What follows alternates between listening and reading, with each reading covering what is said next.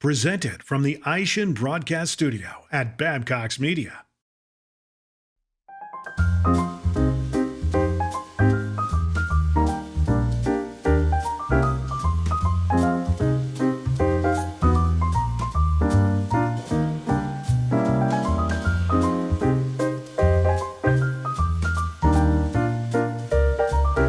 You have yours like a little holster. I put mine on the back like a maniac.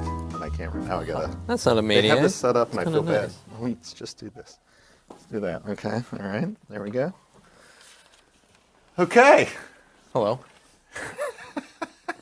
Hi, David. How are you? Thanks for joining me today. I'm glad to be here. What are we? What are we doing?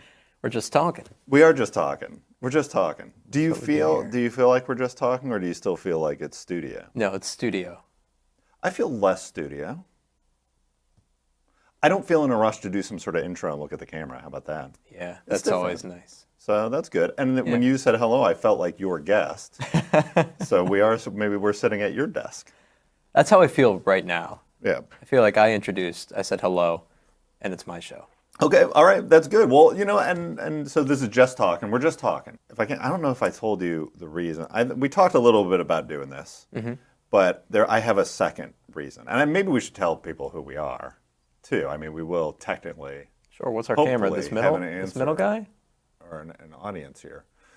Hi, Yeah, I'm David. I'm the editor of Tire Review.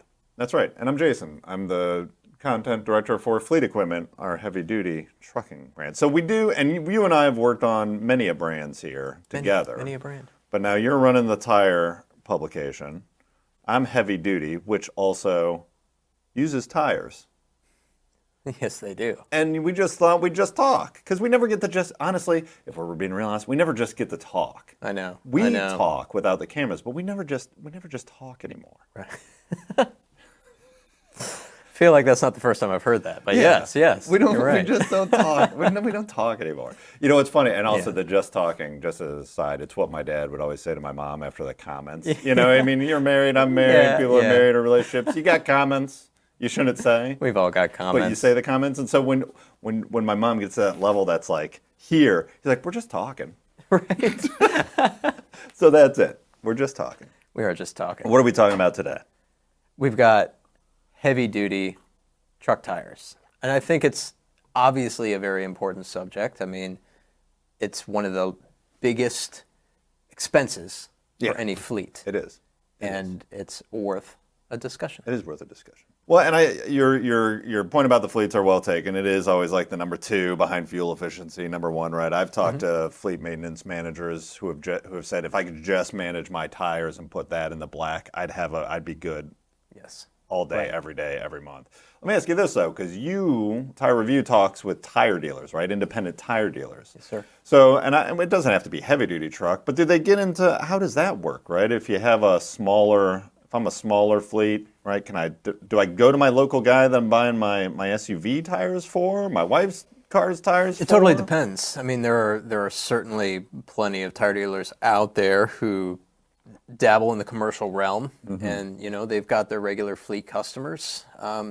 Then there are those fleets, and you can speak more to this, but there are those fleets who are going to go through the manufacturer and say, "Hey, help me get whatever brand tires I'm working with." Yeah, I mean, there's the National Accounts Program.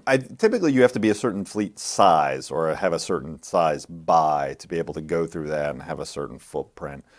And that's great. I mean, it's this weird thing. That's like the number of companies that can do that is smaller, but it accounts for a large number of trucks because they have giant fleets.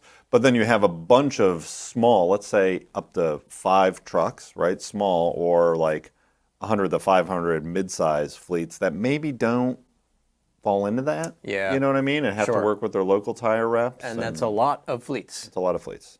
Yeah, Right. for sure. So, go ahead. No, I mean the tire dealers who work with those fleets, they tend to have very, very, I would say, tight relationships with Yeah. those fleets, Right. and they're on a program where they're recognized when they come through the door, and Okay, yeah. they've got their own maintenance program with that tire dealer, and that tire dealer is working with them to make sure that they've got proper TPMS installed, or different kind of opportunities to help keep that relationship solid, keep that TCO low for the fleet, and ROI high. Presented from the Aishin Broadcast Studio at Babcock's Media. So if I'm like a fleet, going back to it, this relationship between the tire person and the fleet person, right? We're in a fleet. I got this guy coming. What if this guy has made too many comments, and I'm tired of just talking with him, right? Maybe this relationship has soured. Oh no! And now I need to break up with my tire guy. Like, can I call around to dealers? If they're reading tire review, if they're watching your videos, right. It'll never happen because you will just be on the path for tire dealer perfection. But we're talking alternate universe here. Right, yeah. Okay. A what if Right. you will. A bizarro world. Tire of review does tire not fleet exist in this relationships. universe. Right, yeah, right. There's no guiding light for these hardworking business people, and they've just made too many comments. Yeah. They're tired of just talking. I mean, from a fleet perspective, then I guess I'd be calling around to see maybe what other relationships I could establish in the commercial tire dealer world. Where are you going with this? I don't know. You look at some of the smaller stuff, class 1 or even the last mile delivery stuff. I know we talk about it. We try to figure it out a lot too. Do those people understand they're a fleet, right? A lot of times we'll talk with people that we got on our circulation. We have like grocery people. Mm-hmm. We have some florists because they have 10 trucks doing things, right? Yeah. Smaller, right? Maybe up to class 3, but we try to get them thinking about tires as a commercial entity, not, well, give me the cheapest, blackest rubber you can give me because it's expensive. Like when I buy, people buy tires for their own personal vehicles. Yeah, it's a totally different frame of mind. I mean, when you and I are going out to buy tires for our, family mover, it's, we're thinking about typically cost, yeah, we're talking about cost. Safety, we have young families. We do. We both have little kids, and so I do. You know what? That's funny too. I have spent more money on the car my wife drives or the SUV. Yeah, me too. And I want a nice tire. Of course, they do make a difference. It's funny. My wife, so just as an aside, we bought tires over the summer. I was like, we need new tires on the car. She's like, they're fine. I'm like, no, because her father was a mechanic. He worked forever, and he is if there's rubber on there, he's fine. I've seen the tires he drives on, and he's a brave man, and we're good. Good for him. I'm not saying his info is wrong. I'm just saying they'll push it. Yeah. Right. Yeah. A lot of people push it to look, I do on just the car I have. Right. That's where I'm going with this. Is like, okay, we're gonna buy tires. We need them. We're going on road trips this summer. Yada yada. Mm-hmm. And I mean, I didn't really like doing it either because I'll tell you what, the tires that I bought beforehand and didn't really pay for didn't even last probably more than 30,000 miles. Really? Yeah. Really? And then I didn't even think about it after I bought the new tires. I went back and looked at when I bought them and the warranty and all that stuff. I should have probably looked at that. Man, but yeah, they didn't wear very well. Bought the new tires, paid a little bit more. Instant difference. Yeah. Wow. Yeah. I feel like I'm gripping the road. I don't I'm hitting the brakes and I know I'm going to stop now. Before it was kind of let's just make sure I'm slow enough. I thought there was ice on these roads year round. Yeah. I mean, Ohio, it could happen, right? So you do notice a difference in that tire because then I put the ones on mine and I'm like, and I should have spent a little more for my tires. Yeah. No, it's typically a good idea, and especially for fleets. I mean, that's why a lot of these tire dealers, the goal, yes, you want to have your cheaper options. You want to have options across the board, right? I mean, have options for those who want those premium tires that's looking for, long-lasting durability and, maximum retreadability and all these things. And then you've got your other option where, hey, I'm not looking for all that. I just need to make sure that my goods can get from point A to point B today. And, you got fleets all across the board there, too. So, yeah, it's important. But it is a different frame of mind, for sure, for that fleet. I mean, you're looking at pennies, Yeah. You and I aren't necessarily thinking about the pennies. I'm thinking about the pen. Well, no, wait a minute. I'm sorry, Mr. Tire Review Editor. I guess you don't have to think about pennies. I'm definitely thinking. Well, no, I think to your point, though, it's that pressure of cost.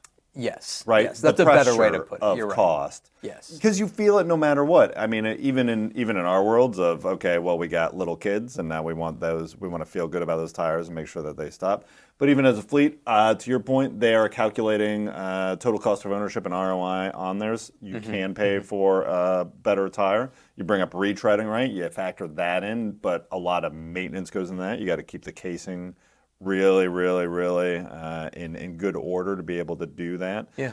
But the moment comes when you got to sign the deal and you got to buy the tires. Right. And there's that, you feel that cost pressure just like anyone feels the cost pressure in anything they do. Is it, I know, and you know you can do it, you want to feel good about it, even like putting the tires on for the family car. Still not a super fun handing the credit card over for that. Of course. Just not super fun. It never is. But a lot of times, hopefully, that fleet has some data that they can look to where they're tracking every day, every hour, what is happening with all aspects of their truck, all components, including the tires. And so they can, logically say, hey, it's going to make sense for us to spend X amount of dollars on this set of tires because over the long term, we have the data to show that it's going to pay off in the long term. Where you and I don't know about you, I don't have hour-to-hour data on anything in my vehicle. I'm not tracking that. I have one data point on mine that I know is a constant. That's the TPMS light. I just, you know what? Oh, yeah, it's just on. I'm sorry for my personal vehicle. It's just on. It's just always. Well, you know what? Going back to it and talking about pressure. So I have something relevant here to this then too. You had mentioned the tire data. There's a lot going on with pressure data and wheel end sensor data. With all the sensors that are on trucks now, it's all being fed into the telematics platforms they're doing. PSI, which is an automatic tire inflation system company. They go on trailers, right? So it's a system where basically it just constantly inflates the tire to the proper PSI if needed, right? They have a very interesting telematics dashboard where they can track tire pressure, right? Because that's the other thing that is always, you got cost pressure, then you got actual tire pressure, which is important. They track that, right?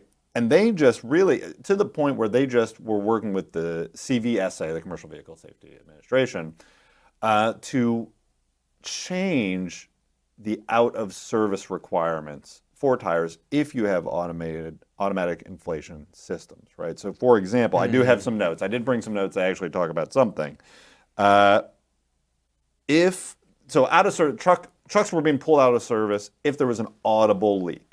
Okay. Maybe it's a small leak, but you can hear it. It's somewhere. Yeah, it's not good. You can't. But you did your pre-trip and the tire was good. You get to where you're going.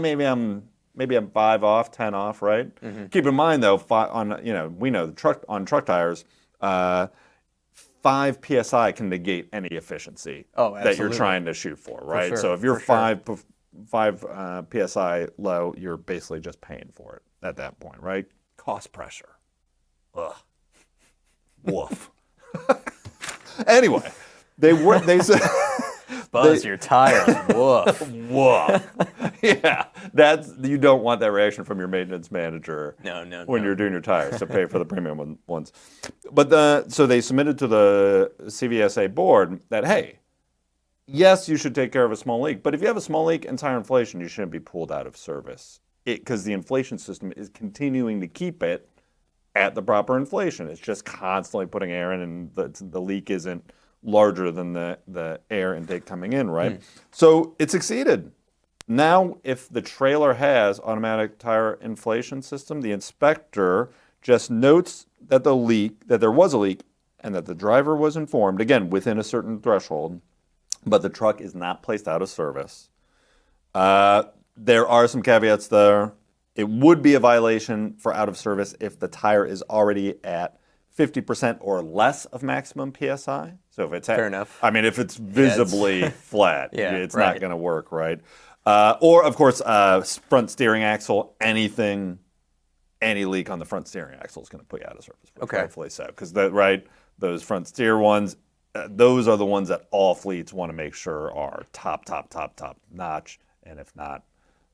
Because that can cause some serious problems with the truck going 70 miles per hour. So, but you got trailer tires, you got automatic inflation. It's keeping up with the leak, keeping you at the right inflation, not out of service.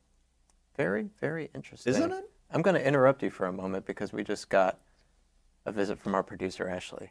Ashley, hello. You guys are talking too long. It's time to wrap it You're up. talking too long. It's time to wrap it up. Man, time up. flies when you're Time just flies. talking. We were just talking. There's Man. enough talking. Thank you, We were just Ashley. talking. Perhaps. For today, perhaps. For today. I guess we're done just talking. We have to get back to work. Well, I'll tell you what, this has been great. You've made some great points.